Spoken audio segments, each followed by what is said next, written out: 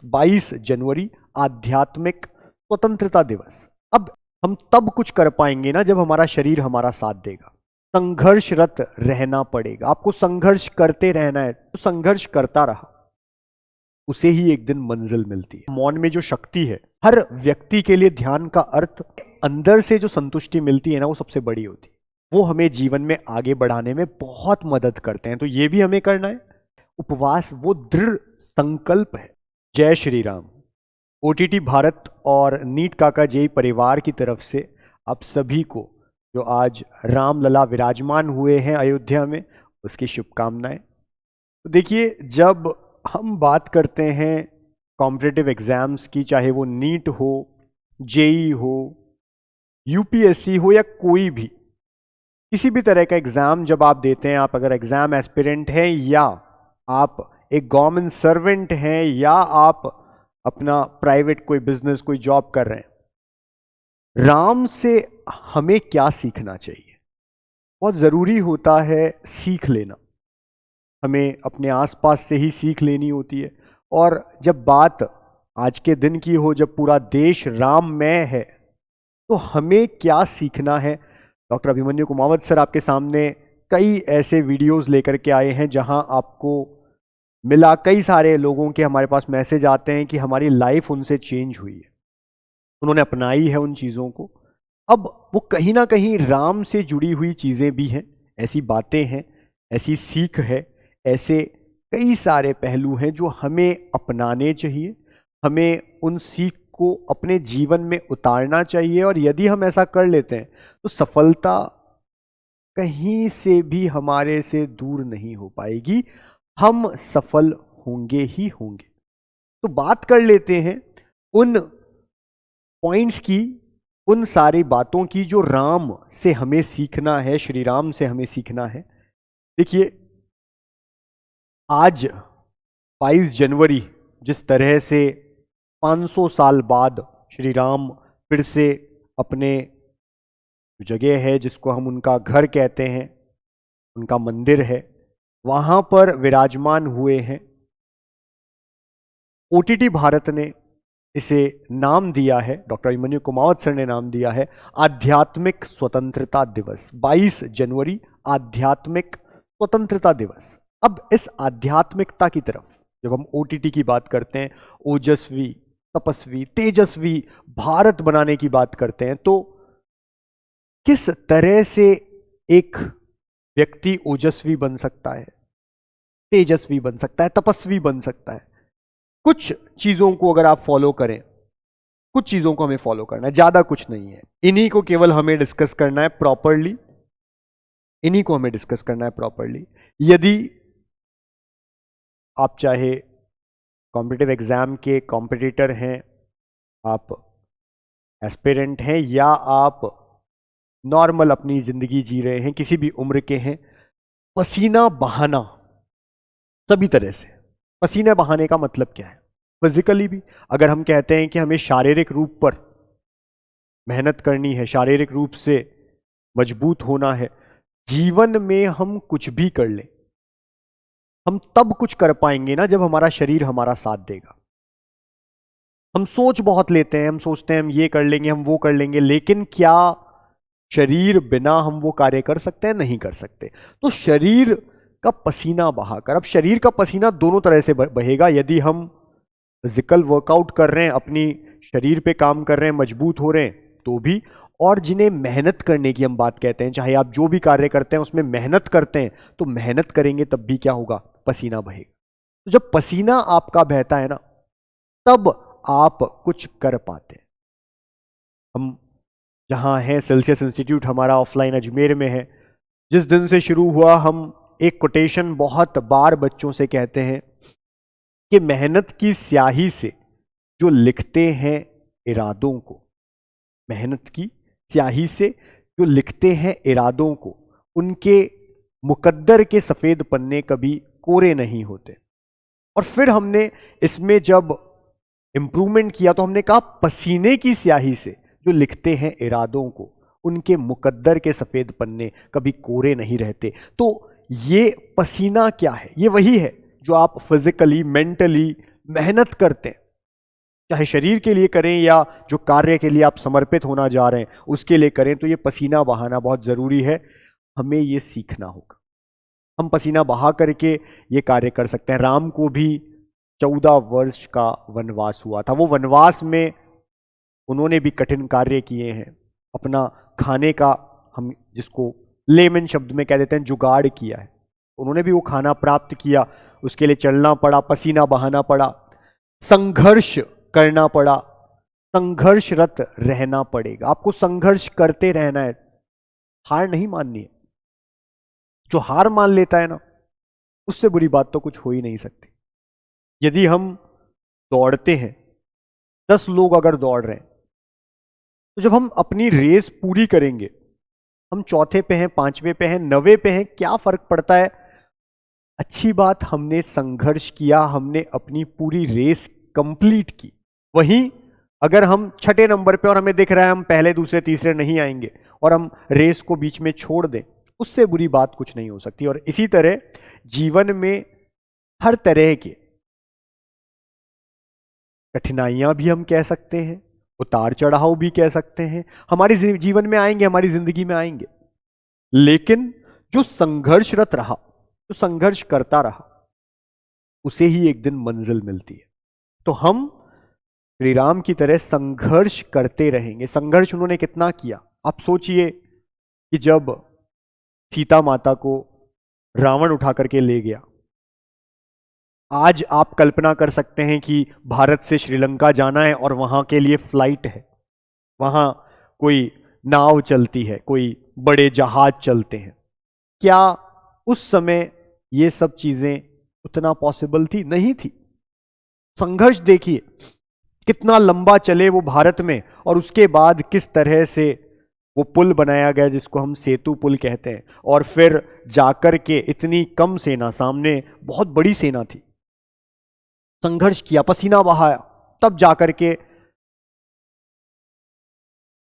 विजय प्राप्त की, रावण को हराया, सीता माता को फिर से लेकर के आए। 14 वर्ष संघर्ष किया। वनवास में भी संघर्ष ही तो होता है। मौन रहकर, मौन, बहुत बार ये बात आपको समझाई गई। अभिमन्यु सर भी ये पॉइंट आपके सामने लेके आए कि जो मौन रहता है ना, मौन में जो शक्ति है वो और किसी चीज में नहीं है।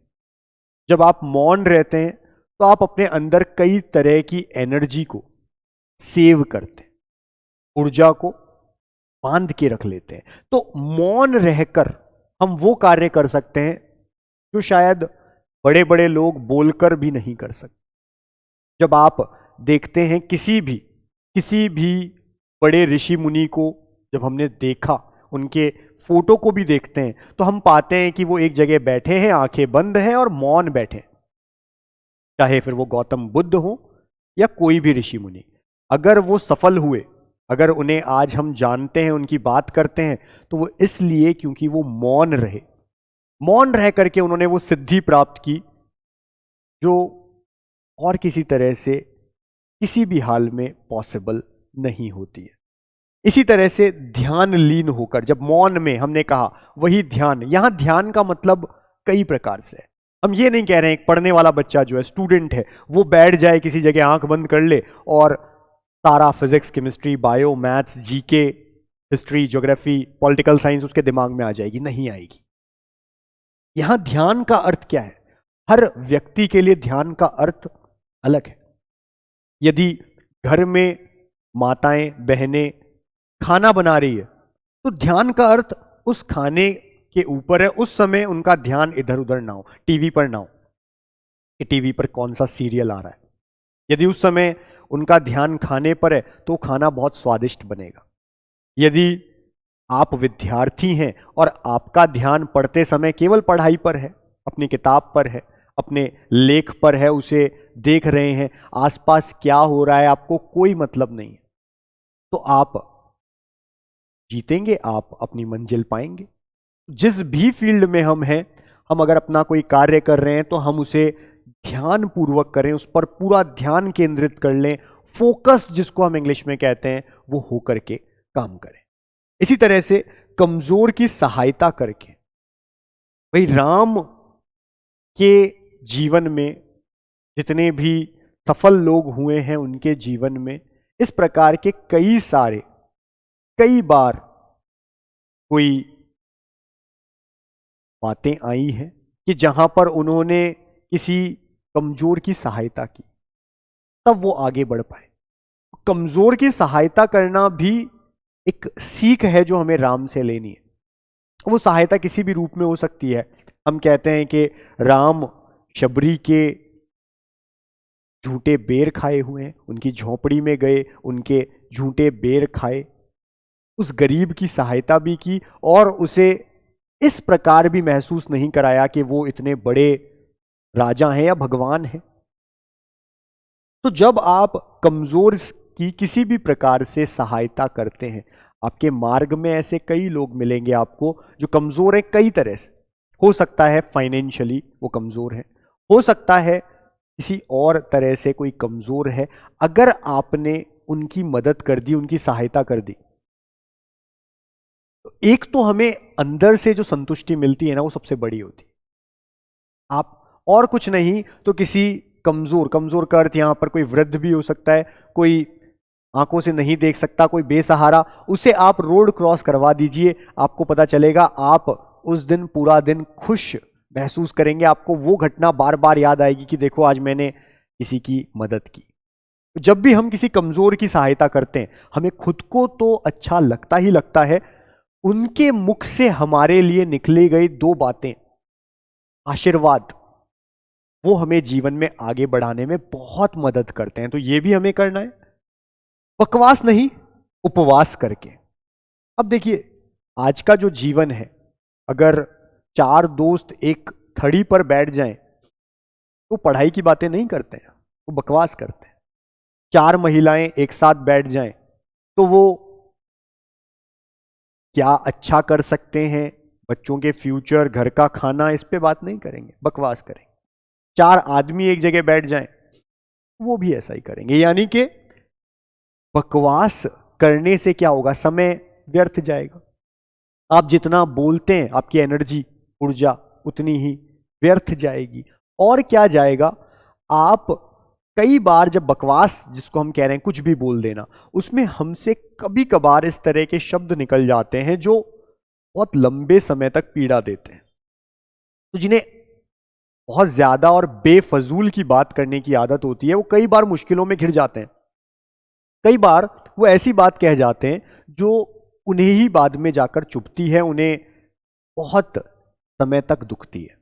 तो हमें बकवास नहीं करनी है, लेकिन क्या करना है, उपवास। उपवास के अर्थ को हमें समझना पड़ेगा। उपवास का केवल यह अर्थ नहीं होता है कि हमने सोमवार को शिव जी को खुश करने के लिए उपवास रख लिया, एक समय खाना खाया। मंगलवार को हनुमान जी को खुश रखने के लिए हमने उपवास रख लिया, हमने केवल कुछ जरा सा अन्न पूरे दिन में ग्रहण किया। हमने किसी दिन उपवास रख के चांद को देखा और खाना खा लिया। यही उपवास नहीं है। उपवास का अर्थ क्या है, दृढ़ता। उपवास क्या होता है, जब आप कहते हैं कि आज मुझे केवल इतना सा खाना है, आज मैं नहीं खाऊंगा, आज मैं ये नहीं करूंगा। उपवास वो दृढ़ संकल्प है। यदि कोई विद्यार्थी ये कहता है आज मैं 6 घंटे पढ़ाई करूंगा, तो ये उसके लिए उपवास है। ये वो दृढ़ता है, वो दृढ़ संकल्प है जो उसने लिया है। उपवास का अर्थ हमें समझना है। उपवास का अर्थ कभी किसी वार से नहीं होता है, खाने से ही नहीं होता है।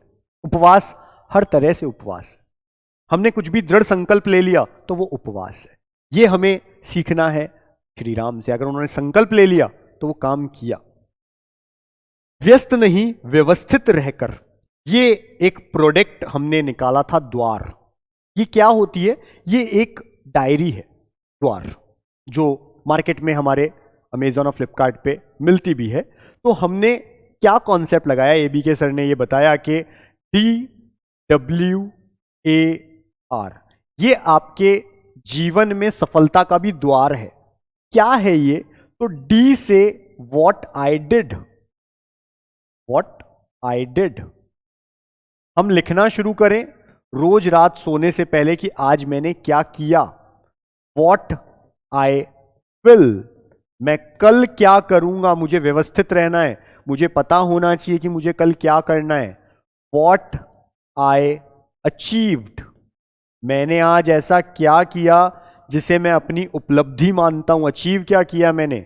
और वॉट आई रिग्रेट, मैंने ऐसा क्या किया आज जिसे मैं करके खुश नहीं हूं, मुझे लगता है कि मैंने ये बहुत गलत किया, रिग्रेट मुझे फील होता है उसके लिए।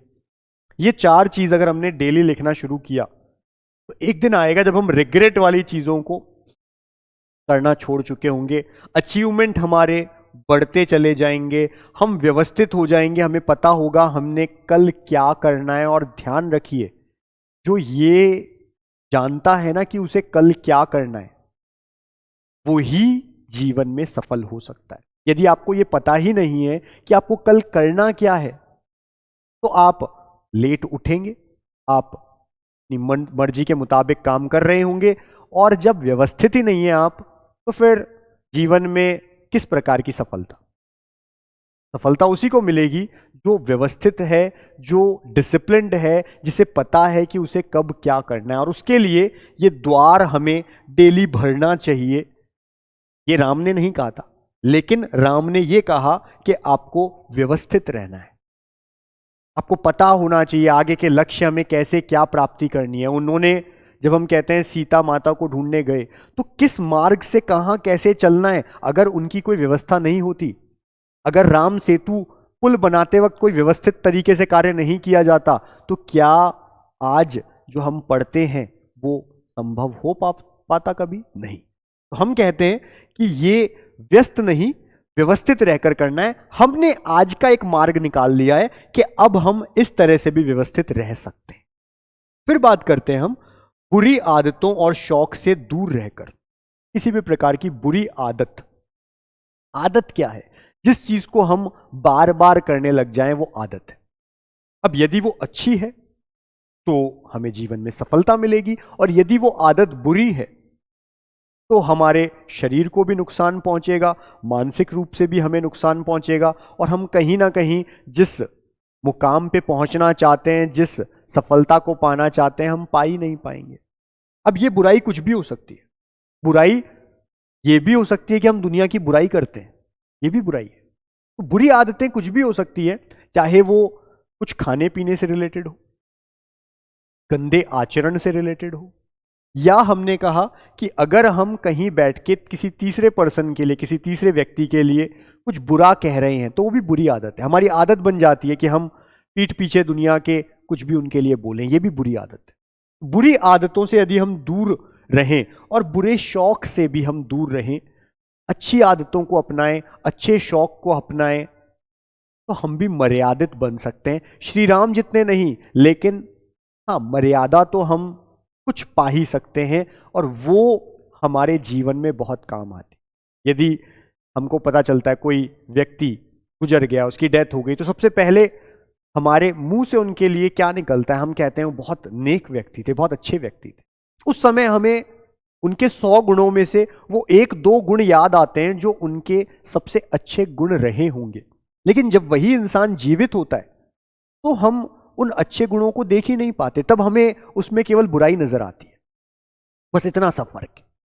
यदि हम जीवित इंसान से अच्छी आदतें, उनके अच्छे जो भी उनकी क्वालिटीज हम कह सकते हैं, कैरेक्टर्स कह सकते हैं, गुण कह सकते हैं, उनको अगर हम लेना शुरू कर दें, तो हम बुरी आदतों, बुरे शौक से अपने आप दूर होते चले जाएंगे।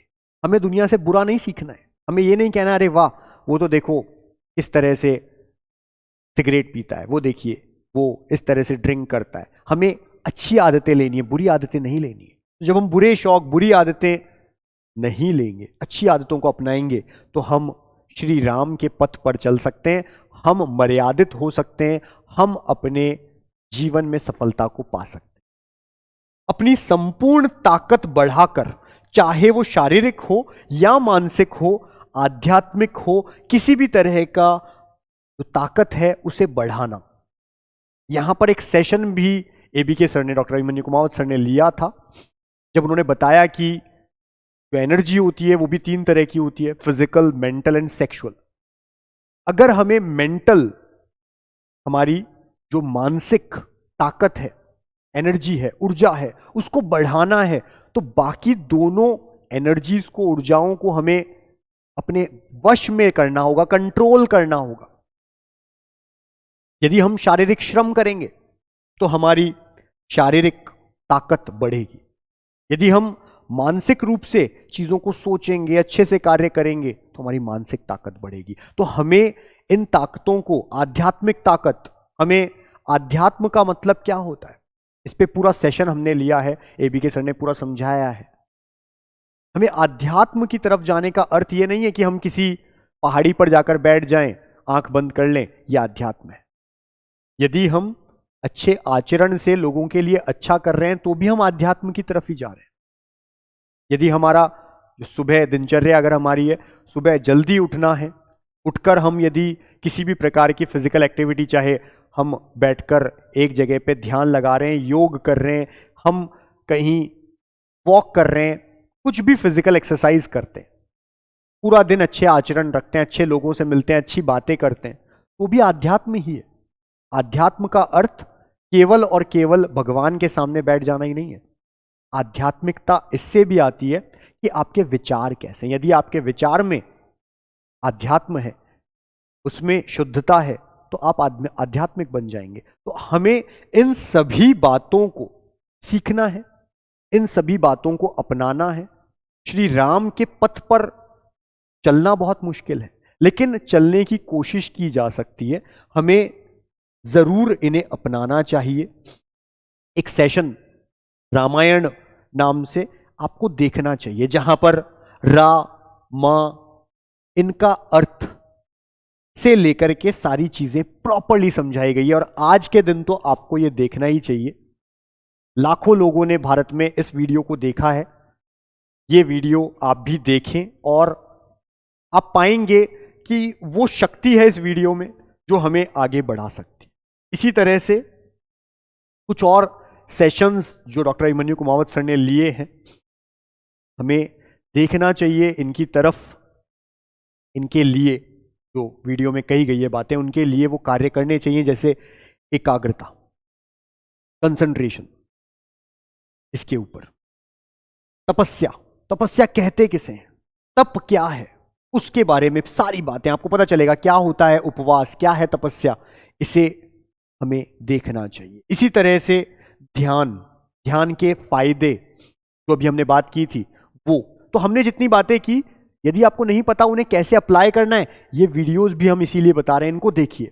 सनातन धर्म, ब्रह्मचर्य क्या है, विद्यार्थी जीवन कैसा होना चाहिए, आप अपने जीवन को कैसे ट्रांसफॉर्म कर सकते हैं अच्छी एनर्जी के साथ, ये सभी वीडियो हमारे चैनल्स पे उपस्थित हैं। आप YouTube पे लिखें इनका नाम जो हमने यहां पे लिखा है, एकाग्रता तपस्या, आप लिखें और पढ़ें।